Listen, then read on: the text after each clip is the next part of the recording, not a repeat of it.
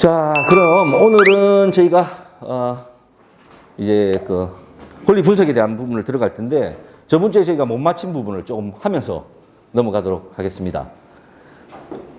자, 저번 주에 저희가 우리가 접근해야 될 물건들은 어떤 건지, 또 경매는 뭐고 경매가 어떤 이점이 있고, 네, 그래서 경매가 좋기는 한데 우리가 접근을 할 때 어떤 경매를 해야 되는지 거기에 대해서 좀 알아보는 시간을 가졌거든요. 잠깐 복습을 하자면 저희들이 여러분들도 이제 입문 과정이 있고 이제 초보 시절이 있고 중수, 그다음에 고수로 올라가는 시간 단계가 있습니다.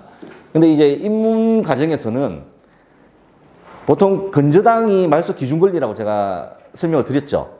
뭐 이거 하나만 아셔도 큰 거예요. 근저당이 말소 기준 권리입니다. 그러면 근저당이 말소 기준 권리 아래로는 모든 게 다 소멸된다고 말씀드렸죠. 없어진다고. 그럼 이건 하자가 있습니까? 없습니까? 없습니다. 하자가 없는 물건이에요. 하자가 없기 때문에 입찰장에 가면 오늘처럼 24분씩 막 들어오고 대부분의 사람들이 이런 물건에 들어오십니다. 그렇기 때문에 하자가 없는 물건의 이 임차인들은 결국은 아무 돈도 못 받아나가죠, 보증금을. 그럼 그 사람들이 순순히 비켜주겠습니까? 어렵다는 얘기죠. 그래서 명도가 어렵다. 그래서 하자가 없는 물건. 근데 이제 초보 단계 이제 조금 내가 경매를 접해보고 조금 이제 배웠다 싶으신 분들은 이제 또 임차인이 이제 선순위 임차인이 있는 것들도 이제 손을 대기 시작합니다. 근데 선순위 임차인이 있는데 전입 확정 배당이 다 있다. 이러면 하자가 있어요, 없어요? 없다. 이것도 하자가 없죠. 전입 확정 배당이 다 있으면 돈을 다 받아가는 임차인이죠. 이건 누구한테서 받아갑니까? 낙찰자한테서 받아갑니까? 낙찰자한테서 받아간다 그러면 안 되지. 자, 근저당 밑으로는 다 소멸이 됩니다. 소멸이 되는데 근저당 위에, 말소 기준 권리인 근저당 위에 있는 거는 낙찰자가 인수를 해야 돼요. 낙찰자가 인수를 해야 되는데 이분은 전입 확정 배당이 다 있는 분이에요. 나는 낙찰 금액에서 받아가겠다는 거예요. 낙찰 금액에서. 이해되십니까? 네. 그렇기 때문에 이분도 이것도 하자가 없는 물건이에요. 그런데 이미 임차인이 위에 있다는 것만, 선순위 임차인이 있다는 것 하나만 가지고도 이미 사람들이 꺼려하기 시작하거든요. 물건을 선별해낼 때 이미 그런 걸 보지 않는 분들이 생긴단 말입니다. 그러다 보니까 경쟁률이 이제 떨어지기 시작합니다. 자, 거꾸로 이분들은 말 그대로 배당을 다 받아가죠. 자기 금액만큼. 그러니까 명도하기가 엄청 수월하겠죠. 이런 분들 물건은. 대신에 이제 이사비는 제가 좀 드려야 된다고 말씀드렸죠. 자기가 원해서 이사 가는 건 아니잖아요. 낙찰가 안에 그 금액이 다 들어가 있는 거. 그렇죠. 네. 자, 그 다음 이제 조금 이제 내가 중수 반열에 올랐습니다. 자, 선순위 임차인이 있는 건 맞아요. 근데 전입 확정 배당이 있는지 없는지, 어떤 건 있고 어떤 건 없어요. 어떤 거는 배당을 안 해놨고, 어떤 건 전입을 안 해놨고, 어떤 건 확정을 안 받아놨고. 애매하거든요. 자, 이런 물건은 하자가 있어요, 없어요? 있다. 그렇죠. 이런 물건이 이제 하자가 있는 물건이에요. 그러다 보니까 보통 이제 일반인들이 좀 어려워하기 시작합니다. 이때부터. 그래서 이때 입문 단계나 초보 시절에 이제 10명, 20명, 10명씩 붙은 이제 입찰자들이 떨어지기 시작하죠. 네. 거꾸로 만약에 이분들이 전입 확정 배당에서 뭐가 없어가지고 배당을 못 받았다. 그럼 이걸 누가 안아야 되죠? 낙찰자가. 그렇죠. 낙찰자가 안죠. 그럼 낙찰자가 돈을 내줘야 되거든요. 자기한테 돈 주는 사람하고 싸울 일이 있습니까? 없죠. 그분하고는 친해질 수 있습니다. 예. 자, 이제 저희들이 앞으로 손을 대야 될 건 사실 중수 단계와 고수 단계를 손을 대셔야 돼요. 앞에 거는 그냥 무시해버리세요. 검색을 하시더라도 이런 것들이 나오면 그냥 그들도 돈 묻지 마시고 그냥 무시해버리세요. 그리고 중수와 고수 단계 걸 이제 상세히 파기 시작하셔야 됩니다. 근데 지금 바로 이제 고수 단계로 여러분들이 넘어가시기에는 아직까지 어려움이 있으니까 이런 중수 단계 걸 오늘 저희들이 권리에 대한 부분 분석까지도 다 마치게 되면 이제 앞으로 요런 것들을 한번 봐보세요.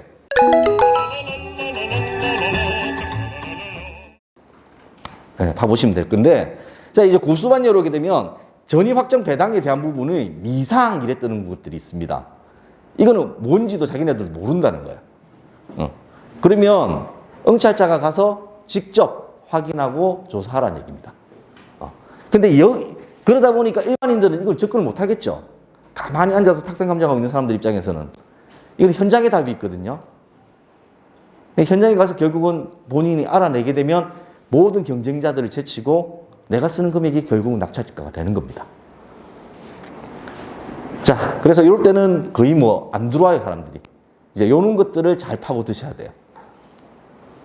자, 그래서 저희가 앞으로는 어떤 물건을 해야 될지에 대한 부분을 이렇게 저번 시간에 공부를 했습니다. 대신 이제 아파트 시장에 대한 전망도 제가 해드렸죠. 그래서 앞으로 아파트 시장을 일 거니까 여러분들이 선택을 잘 하셔야 된다는 것도 말씀을 드렸습니다. 근데 이제 경매라 그러면 일단은 뭐 권리 분석이라는 걸 또 안 할 수가 없기 때문에 오늘 뭐 수업이 있기는 합니다. 자, 하자 있는 물건하고 하자 없는 물건. 그럼 어떤 부분들이 차이가 나는지 한번 살펴보겠습니다. 보통 이제 하자가 없는 물건이라면 깨끗한 물건이라 여러분들이 생각을 하죠. 그리고 하자가 있는 물건은 좀 안 좋은 물건이다 라고 생각을 하십니다. 그럼 예를 들어 2억짜리 아파트가 있어요. 이걸 한번 유찰돼서 1억 5천에 낙찰을 받고 싶습니다. 자, 1순위 건저당이 있고요. A 1,000만 원, 임차인 B가 1억에 들어와 있습니다. 그리고 건저당 C가 1억에 다시 2순위 건저당을 잡아놨어요. 자, 하자 있는 물건은 이거는 건저당 아래는 다 소멸된다고 말씀드렸죠. 그럼 깨끗한 물건이죠. 자, 두 번째 물건입니다. 요거는 선순위 임차인이 있습니다. 선순위 임차인 B가 1억에 들어와 있고요. 다음으로 이제 건저당 C가 1억에 잡혀 있거든요. 둘 다 동일하게 1억 5천에 낙찰을 받으려면 자, 하자 없는 물건 이건 얼마를 써야 되죠? 얼마 써야 될 것 같습니까? 건저당 밑으로는 다 말소다고 말씀드렸습니다. 1억 5천에 낙찰을 받고 싶으면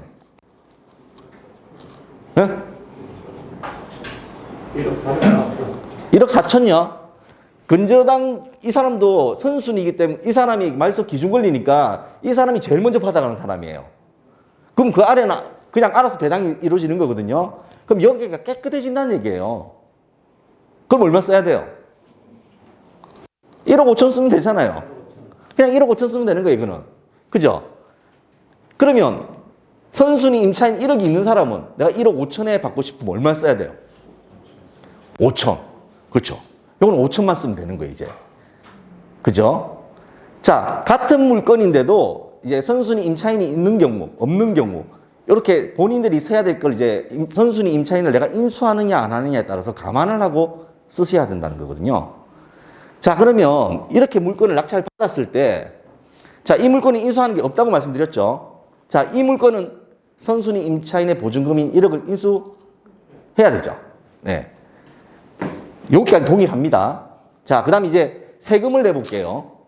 보통 이제 이게 뭐 1가구, 1주택이라 생각하고 취득세, 그 다음 뭐 취등록세하고 이런 거 세금 감안했을 때 한 3% 정도 따져주면 되거든요. 자, 그러면 1억 5천에 3%하면 얼마죠? 450만 원. 자, 하자가 없는 깨끗한 물건은 세금을 450만 원을 내야 돼요. 자, 요건 얼마 내면 됩니까?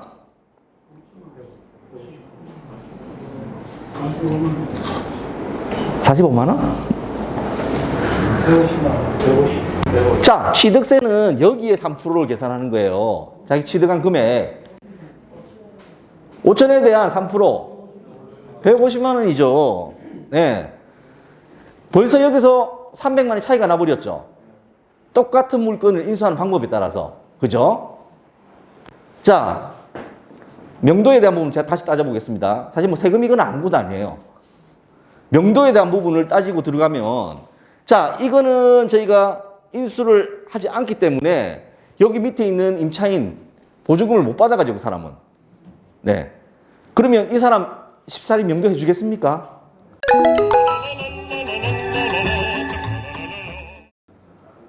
엄청난 저항이 명도 저항이 걸릴 거란 얘기죠. 반면 이 물건은 저희가 선수의 임차인을 알았습니다. 그러면 명도하는데 어려울까요? 저희가 돈 내드리면 되잖아요. 아주 쉽겠죠? 이 차이가 어렵고 쉽다는 이 차이가 어마어마한 겁니다. 자, 그거보다 더 큰 거. 아까 말씀드렸죠? 이런 하자 있는 물건에는 많은 경쟁자들이 들어온다 그랬죠? 하자 없는 물건에. 근데 반면 하자가 이렇게 있는 물건에는 경쟁자들이 많이 줄어든다는 얘기입니다. 그러니까 여러분들이 그만큼 낙찰될 확률이 커진다는 얘기겠죠. 자, 이게 바로 기본입니다. 기본. 이런 기본적인 생각을 갖고 진행을 하셔야 돼요. 그냥 오늘 여담으로 제가 만약에 여러분 근저당요 1,000만 원짜리 이 선순위 근저당 있지 않습니까? 이거를 임차인이 이 돈을 다 날리게 됐어 지금. 그죠? 1억이라는 돈을. 그럼 이 사람이 근저당 1,000만 원을 자기가 갚을 수 있지 않겠습니까? 네? 자기가 갚아버리면 자기는 선순위 임차인이 돼버리잖아. 그럼 자기 돈을 지킬 수가 있잖아. 맞죠? 그렇기 때문에 여러분들이 경매 입찰장에 들어가기 전에 마지막으로 하셔야 될 일이 뭐냐면 등기부등본을 떼보시는 거예요. 네. 등기부등본. 최종적으로 내가 봤을 때 이게 예전에 분석할 때가 동일한지 어떤지 못 모르고 이게 없어졌어요. 근데 본인은 그냥 1억 5천을 썼어. 그럼 어떻게 돼요? 이 아파트 얼마에 산 거예요? 2억 6천에 산 거잖아. 1,000만 원 갚았으니까. 그죠? 그 사소한 걸 놓쳐가지고 낭패 보시는 분들이 많습니다. 그래서 가장 기본이에요. 그런 부분들은. 자, 이제 뭐 본격적으로 이제 사실은 경매 분류부터 이렇게 쭉 개론적인 얘기가 좀 들어가야 되는데요. 경매는 이제 공경매와 사경매가 있습니다. 저희 여러분들이 지금 공부하고 있는 건 이제 공경매를 공부하시는데요. 그 중에서 이제 공경매는 경매와 공매로 이렇게 나뉩니다. 경매와 공매의 차이는 경매 같은 경우는 쉽게 얘기하면 여러분들 채권관계, 개인 간의 채권관계에 의해서 집행이 된다고 생각하시면 되고요. 이제 공매 같은 경우는 세금이나 자산, 국가의 자산을 매각할 때 활용하는 방식입니다. 그래서 경매와 공매의 진행 방식에도 좀 차이가 있습니다. 그래서 뭐 최저 매각가의 보증금이 또 다르고 차이가 나고요. 매각 기간에 있어서도 차이가 나고 뭐 여러 가지 차이가 있는데 여러분들 일단은 뭐 저 경매를 배우러 오셨으니까 경매만 일단 신경을 쓰시도록 하고요. 경매 자체는 또 임의 경매와 이렇게 강제 경매로 나뉩니다. 대부분 저희가 물건 매각 명세서라든가 상세 정보에 보면 뭐 임의 경매다, 강제 경매다 이렇게 적혀 있거든요. 근데 이제 그 차이는 이제 강제 경매 같은 경우는 경매를 넣는 권원이 재판이나 판결문, 화해조서 뭐 이런 것들에 의해서 생기는 겁니다. 근데 임의 경매 같은 경우는 아까 말씀드린 그냥 쉽게 얘기하면 채권가에서 근저당 설정된 거 있죠. 그런 것들에 대한 집행되는 경우가 임의 경매라고 생각하시면 됩니다. 경매 절차는요. 이게 이제 여러분들께 제가 저번 주에 유인물 나눠드린 부분이었는데 사실 이런 분들이 여러분들 그냥 읽어보시면 돼요. 용어 관련한 거라든가 저희가 뭐 수업해야 될 시간이 그리 많지가 않기 때문에 보통 경매를 신청하면 한 2일 안에 경매 개시 결정이 나고요. 그리고 3개월에서 6개월 정도 되면 경매 공고가 나옵니다. 이 과정이 보통 한 6개월 정도는 잡으셔야 돼요. 그리고 이제 14일 동안 공고를 하고요. 경매 입찰을 실시했을 때 만약에 한번 유찰이 되지 않습니까? 유찰이 되고 나면 경매를 다시 진행하게 되는데요. 그게 신경매라 그럽니다. 반대로 낙찰 불허가가 떨어졌을 경우에도 마찬가지로 다시 경매를 진행합니다. 이런 경우도 신경매라 얘기를 합니다. 근데 낙찰 허가까지 나고 대금 납부를 하지 않았어요. 대금 납부를 안 했을 경우에 다시 진행되는 경매를 재경매라고 얘기합니다. 신경매와 재경매의 차이가 그런 차이입니다. 근데 재경매가 되게 되면은 제일 확연하게 바뀌는 게 뭐냐면 입찰 보증금이 바뀌어요. 그러니까 벌써 한 번에 미납이 있었죠. 그러다 보니까 이제 확실하게 포기를 하지 않게 만들기 위해서 보증금을 올립니다. 예. 그래서 보증금을 얼마를 올린다는 거는 그 지방 부분마다 조금씩 차이가 있어요. 판사에 따라 다르고. 예, 보통 한 10% 등게 20% 인상되거나 30%까지도 인상이 됩니다. 그렇게 참고하시면 되고요. 그렇게 대금 납부가 이루어지게 되면 30일 내에 소유권 이전 등기 촉탁을 하고요. 10일 내에 인도명령 소송하고 등기 완료시켜서 3일 내에 건물 인도를 합니다. 이런 절차들은 참고를 하시면 될 것 같고요.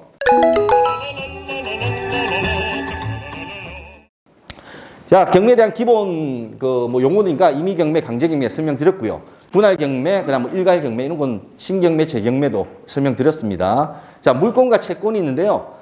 물권과 채권은 여러분들 그냥 사적인 채무관계에 생기는 채권, 권리 이런 거라 생각하시면 되고요. 물권에는 소유권, 점유권, 지상권, 지역권이 있는데 이런 것들은 무슨 권 이래 돼 있죠. 이런 것들은 다 물권이라 생각하시면 됩니다. 뒤에 권자가 붙었다. 권리란 얘기거든요. 그러니까 그런 것들은 다 물권이라고 생각을 하시면 되고요. 요런 경우죠. 저희가 아까 말씀드린 재경매 경우 제가 설명을 드리는 게 매각이 되었어요. 매각이 되었는데 허가까지 났거든요. 허가까지 났는데 미납을 했어요. 미납을 하면서 이렇게 다시 회차로 나오게 되는데 이럴 때 이제 입찰 보증금이 이렇게 20%로 상향이 돼서 나오게 된다는 얘기입니다. 자, 그 다음 담보물권, 용익물권, 저당권, 근저당권. 여러분 그 저당권과 근저당권 차이 아세요? 저당권은 특정 금액을 딱 정해서 그 금액만큼을 저당을 잡히는 겁니다. 근데 이제 근저당 같은 경우는 딱 특정 금액을 정하는 게 아니고요. 한도 금액을 정해 놓습니다. 한도 금액 내에서 증감이 있을 수가 있거든요. 그런 차이가 있는 겁니다. 그 다음 압류, 강제 경매는 다 아실 거고, 분할 경매, 일괄 경매, 압류, 가압류, 가등기, 가처분. 자, 요런 내용들은 제가 드린 그 유인물 자료를 좀 참고하셔서 보시면 될 것 같고요. 자, 요런 것들도 그냥 기본적인 경매 용어이기 때문에 이런 거는 집에서 한번 읽어보시면서 익히시면 될 것 같습니다. 여기 예고 등기에 대한 부분이 제가 드린 유인물의 자료 내용이 약간 부실한 것 같아서 제가 조금 첨언을 좀 해드렸는데요.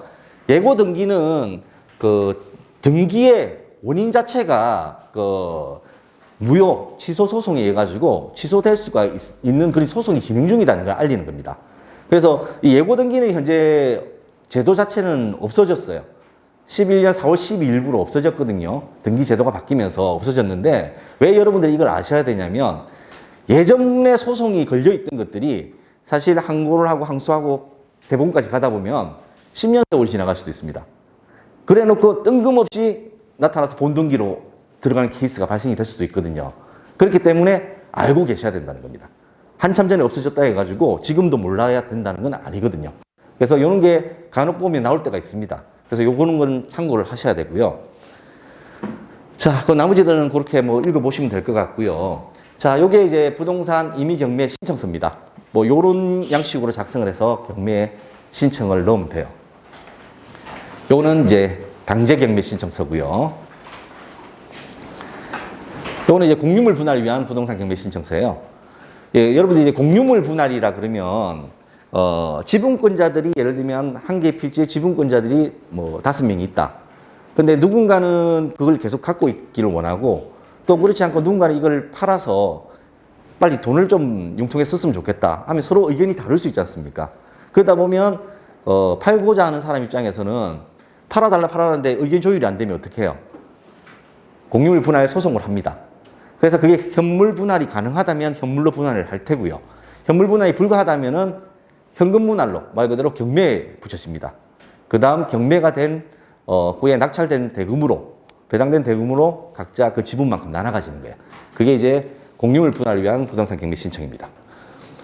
일괄 매각 신청서고요. 여기는 자, 그 다음 요거는 저희가 참고 자료 드렸으니까 그거 한번 읽어보시면서 어떤 형태 본인이 보통 경매 요구는 요 단계 다음에는 어떤 단계들이 진행되고 또 그 기간은 얼마나 걸리는지 그런 것들은 요런 걸 참고하셔서 한번 보시면 될 것 같아요.